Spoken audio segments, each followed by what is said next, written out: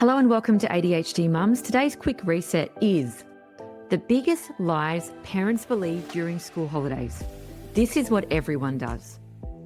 So if you're in the middle of school holidays and you're feeling like you failed because your kids haven't done the nature scavenger hunt, they haven't made sourdough yet, please know you are not behind. You are just running on an energy budget that no one else can see. Today we are resetting the guilt with maths that actually makes sense to neurodivergent people. If you are on school holidays and everywhere you look, it's like other families are ticking off some kind of Pinterest board. Beach days, craft mornings, zoo trips, play dates with 6 kids and adults sitting around having lovely chats and cups of tea or wine. And are you just having trouble managing 2 children in the Woolies freezer aisle? Do you feel like taking the kids into the shop to get one thing simple takes all of your energy for the day? Are you just trying to remember if everyone's brushed their teeth in the last few days? Or are you trying to coordinate just one play date and that's making you want to lose your mind? Or does your child just not have the friendships to even have a play date? And you're trying to even coax them out of their room? Do your kids not even want to leave the house? If you feel like you're doing less than other families, it may be because you are. Because you actually have to.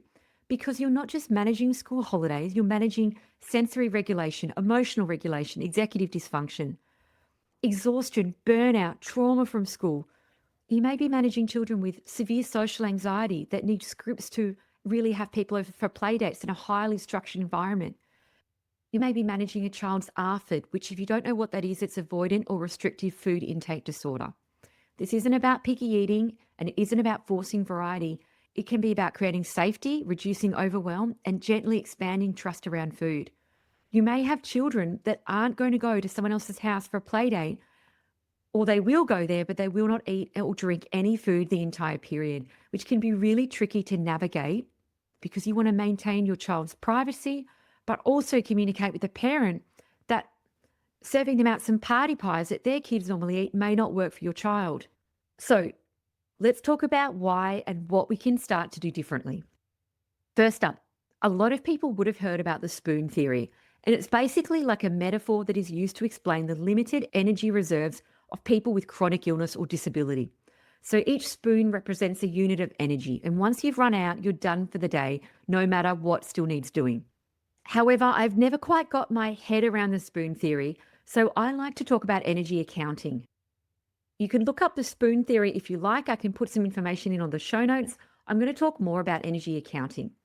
Energy accounting has really been picked up by autistic and ADHD advocates to describe what actually drains us, when and why it happens. I find energy accounting so important to understand for school holidays because what we know is that not everyone starts the day with the same energy budget.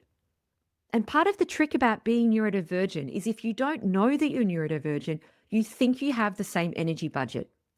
So let's say, for example, neurotypical people might wake up with $100 to spend in their energy budget.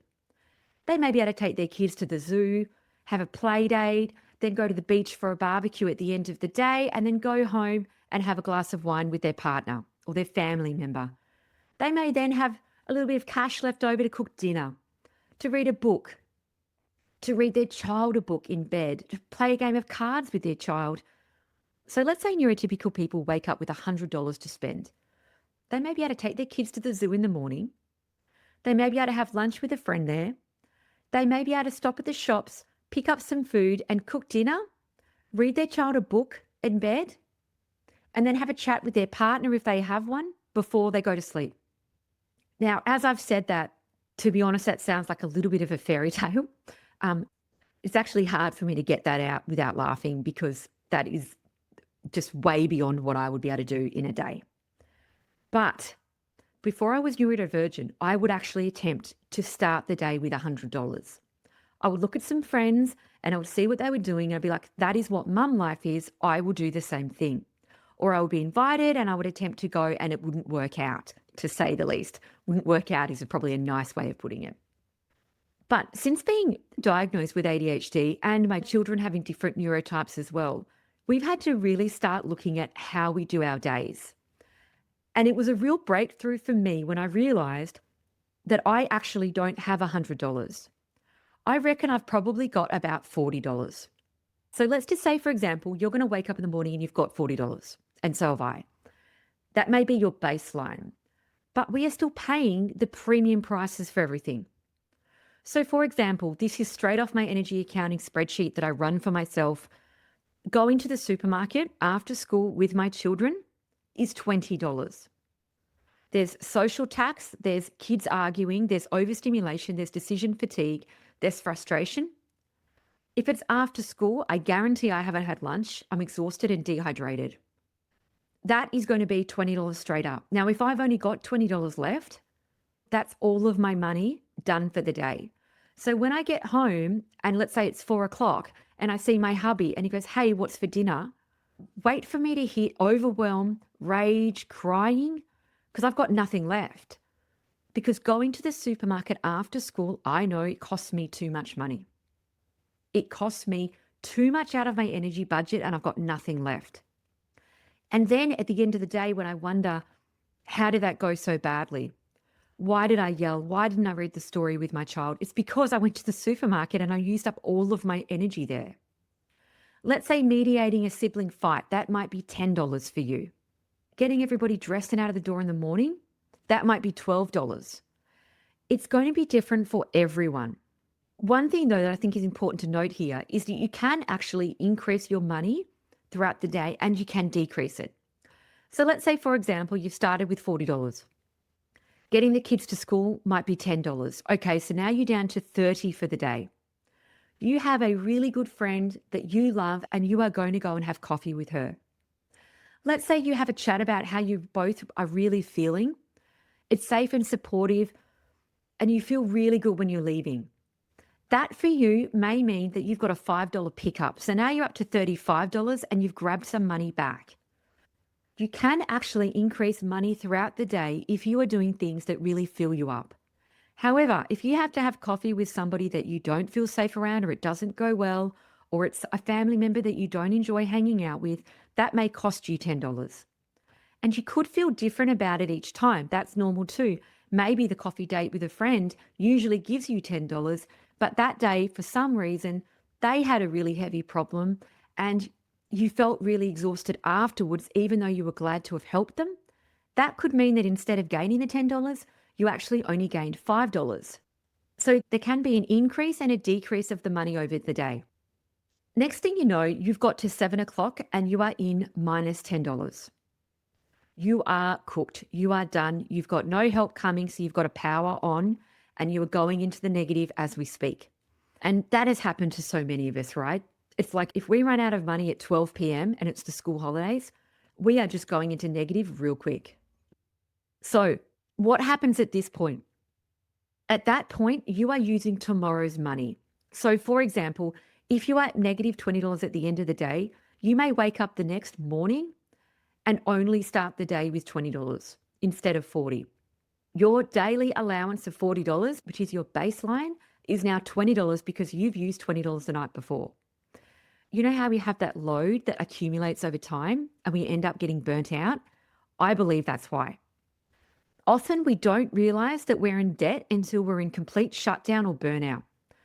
Because our brain tends to overspend early because we think today will be different, or our ADHD brain takes over and thinks, oh, it's fine, everyone's doing it. I just hope I'll recover later, except later doesn't actually come with rest because I then just plan more things. So this is really important because you may be starting the day with less than $100, but you may be spending the money as if you are starting the day with $100. So if you're wondering why you can't manage the activities that other families seem to do without a huge amount of effort, it's not because you're a bad mum, air quoting, or there's something wrong with you, air quoting.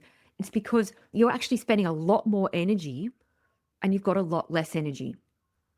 If we look at some of the research around this, Dr. Devon Price explains really well that burnout isn't a failure of resilience, but it's the body really just insisting that's the boundary. That's all they can do.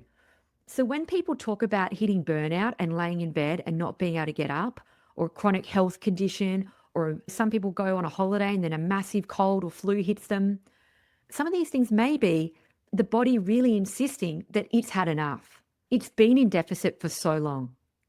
There's so much research that backs up that parents of neurodivergent children are more likely to experience stress, which directly impacts on working memory and executive planning. So those are the skills that you're using to try and plan the fun holidays. But then if you feel like you're failing at the holidays, you may actually be succeeding at energy conservation and energy accounting. So it's not bad, mum. It's not lazy, mum. It can actually be a neuro-affirming strategy. If you have limited energy in your budget, you probably have children that have got limited energy in their budget. If you wonder why partway through a jam-packed day, they kick off, fight, disrupt, shut down, whatever it is, refuse to get in the car, won't transition, it may be that is too much for their budget on that day. So let's talk about some of the objections. First one, I hear so many mums say, but I want my kids to have those good memories. This one used to get me too. But what I've really come to realize is that memories are really built on connection. My parents have both passed away, and when I think back to my parents, and I was so blessed with such great parents, there are so many highlights of memories, but it's not the family holiday that we did once every couple of years that I remember. Yes, I remember the holidays, but it's more about I remember the sound of my dad shutting the screen door when he'd get home from work. And I'd run to meet him and I'd grab his lunch bag because he was a builder and take it upstairs for him. It wasn't the big stuff, it was the little things. It was the way my mum hugged me when I walked into the kitchen. So if you're feeling regulated, your children are more likely to remember feeling safe. They're not going to remember the sourdough that you made from scratch, or whether you made sandwiches that were shaped like sharks, or whether you went to the zoo for 6 hours with another family and you all lost your shit there. So I have been this mum. I have taken my kids to Australia Zoo, for example, in school holidays, and it went very, very, very badly. So badly, the security and the police actually came and it had to help me out. That's how bad that went. I look back to that time and I think, what was I thinking? I can't really blame my children for what happened, but I feel like, to be honest, that was some really poor planning on my behalf. I wouldn't attempt that again. What I do attempt in school holidays, which has been working really well, is I try and do one connection anchor per day. That's what I call it, a connection anchor. One of my favorites is a family movie with popcorn, and the parents always pick. Now, the children can come to us with suggestions, but we pick. And we don't have any other technology on at that time, unless, there's always circumstances where you have to break the rule. But we really try our best to have 5 people with popcorn on the couch together watching a movie. Or I'll try and separate, divide and conquer, and take one child to just try and draw together. Do some art and craft together for, I'm talking 10 minutes, not a long time. Or I'll take one of the kids for a walk for 5 minutes. Or I'll play one round of Uno with a child, like, come quick, let's play a bit of Uno here for a few minutes. I'm not talking about huge long windows. I'm talking about quick connection. And depending on the children you've got, they may or may not like eye contact. For my children, depending on which one I've got in front of me, I know one of them really loves it. He loves me looking him in the eye and talking to him directly and feeling like he is the only one in the world that I'm looking at for this 5-minute period. That I know works better. And the reason I know it works better is because they are connected with me throughout the day. Now, we may not do a lot of the activities, but I know that we have had some quality time during the day. So depending on the children and the family you've got, you don't have to go big activities all day with other families. You can do less, but connect more. Objection number 2, other mums are managing more. I should be able to do that. Now, that is a myth. It is a myth that all mums have the same capacity. We've gone over that before. The reality is that you are managing invisible variables.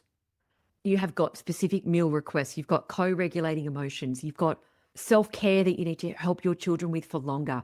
You've got physical touch all day, sensory overload. You've possibly got neurodivergent children who do require more parenting than others. So the strategy behind this one is to actually map it out. You don't have to have a full diary or a spreadsheet or get an app for it. All you need is your notes in your phone. What gives me energy? What takes energy? How much energy do you think I wake up with? Maybe map out what a air quoting good day looks like and air quoting what a bad day looks like, and look at what are the activities in each and how can I have enough energy at the end of the day to read that book to my child if that is something that you really value, or have that chat with my child in bed, give them a bit of time. If you can end the day not feeling like you've gone into the red zone and that you've gone into the negative energy wise, how does that day look? Objection 3, but they'll be bored if I don't plan activities. Well, they might be bored, and I think that's okay. Boredom can be really uncomfortable, especially for dopamine-seeking brains. However, boredom is also where creativity starts. If you look at some of Maggie Dent's work on boys, for example, she thinks that boredom outside, that is where the magic happens. They start to build things, cubbies, mud. But you know what? I have one boy particularly, and he seems to have his neurotransmitters all crossed over in his brain because he seems to think it's my job to entertain him constantly. He is painful when he's bored. I get it. However, what I try and do with him is to make a boredom board.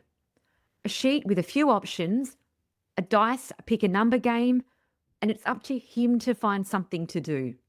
It is not my job to entertain him, and having days at home or having days with not a lot planned is okay. Another objection that I hear quite often is I've tried energy accounting before and I just seem to overcommit. Okay, I get this. I've done this too. For me, it was social pressure. Social media, people asking me to do things and then feeling like I should be doing them. I'm a bad mum because I don't have the energy. I'm the bad mum because I don't want to. I know it's going to be tough. I know the kids are going to be difficult. I don't want to. But if you are a people pleaser, and a lot of us are, we are conditioned to be easy or low maintenance or say yes. So people pleasing can really be a trauma response, and it can really hit hard for us mums who are conditioned to say yes, be easy, low maintenance, or also to like please our children by saying, yeah, we can go there with that person. In this situation, it's really good to start practicing, I'm sorry, we can't this time. Maybe practice saying, thanks for the invite. We're just going to sit this one out. Not because we don't want to come, but because we're conserving capacity at the moment. We've had a lot on lately. Or you might say, hey, I can't Thursday because we've had heaps on Wednesday and Tuesday, but what about Monday next week? Or I don't think coming to a big barbecue is going to work for us right now, but I'm happy for you to come over at this other time. Now, if this episode really hit the mark for you this school holidays, please send it to another mum who's drowning in the shoulds. And if you forget everything else, remember this. Your family's needs are valid, even if they don't match what everyone else is doing. You don't need to do what everyone else is doing, but you need to do what your energy budget allows. So remember this school holidays, the bare minimum is still a miracle. You kept the kids alive, you didn't walk into the ocean, you made the toast, and you vaguely acknowledged someone's drawing of a lizard. That's parenting. The Pinterest version is just untrue. Thanks for listening. Please tune in to our next mini reset and hang in there for the school holidays. Thanks so much for listening.